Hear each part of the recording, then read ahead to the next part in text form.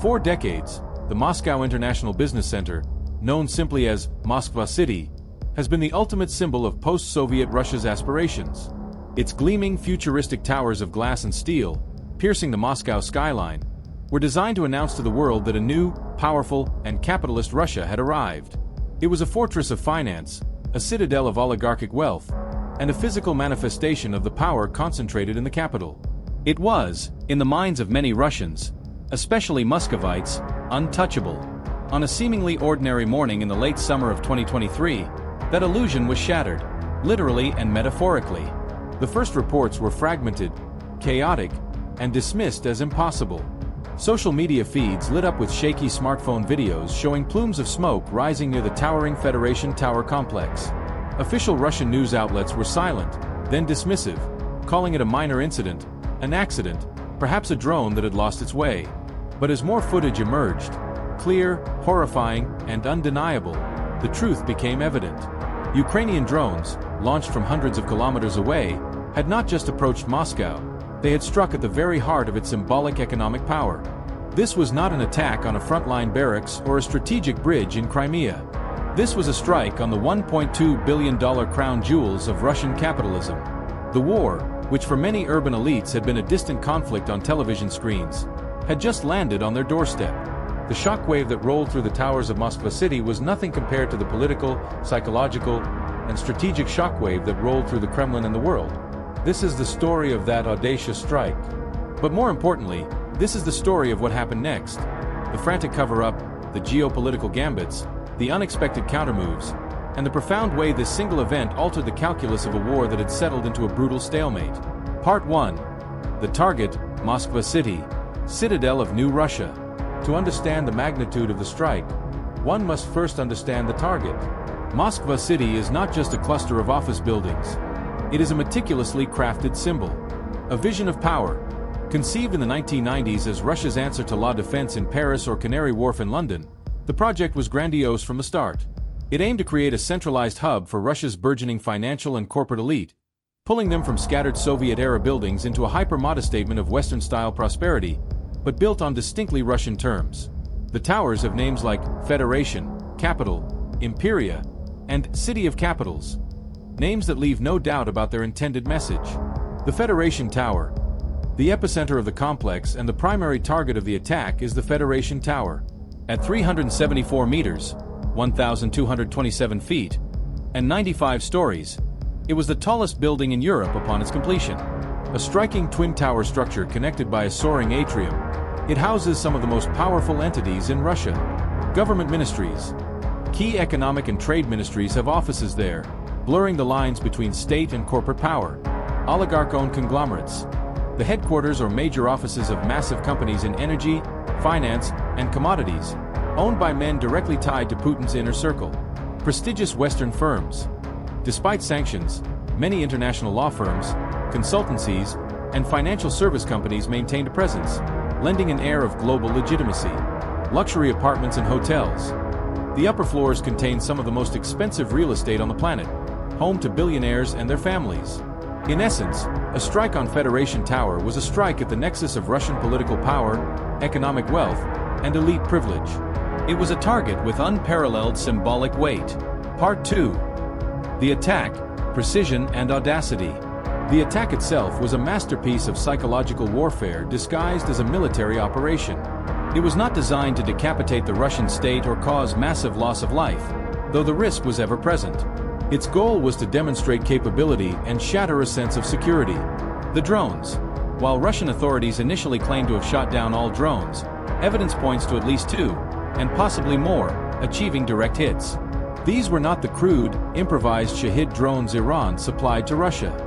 These were advanced, long-range UAVs, likely a variant of the Ukrainian-developed UJ-22 airborne or a modified Tu-141 Strizh reconnaissance drone, retrofitted with an explosive payload.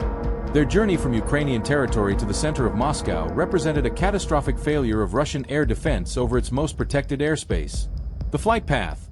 The drones flew hundreds of kilometers, likely at low altitudes to avoid radar detection, navigating through a gauntlet of Russian military bases and air defense systems, including the formidable S-400 batteries surrounding Moscow. Their success indicated one of two things. Either Ukrainian intelligence had mapped blind spots in the Russian defense network with terrifying accuracy, or they had employed advanced electronic warfare to spoof or blind the Russian systems. Either scenario was a nightmare for the Russian general staff. The impact. The drone struck the upper floors of the Federation Tower's East Tower. The choice of impact zone was telling. They hit well above the main office sections, targeting the luxury residential areas. This minimized potential casualties among lower-level workers, a potential PR disaster for Ukraine, while maximizing the psychological impact on the ultra-elite. The explosions blew out vast panels of reinforced glass, sending a shower of glittering shards down onto the streets below and igniting fires within the building. The iconic image of smoke pouring from a skyscraper, an image the world associated with 9/11 and acts of catastrophic terrorism, was now beamed from the heart of Moscow. The immediate aftermath. Chaos, denial, and panic. The seconds and minutes following the impact were a study in controlled and uncontrolled chaos. On the ground, in the streets of the Presnensky district, pedestrians froze, then ran. The sound of sirens, a rarity in central Moscow outside of rehearsed parades, began to wail from every direction. Security forces scrambled, cordoning off the entire Moskva city complex.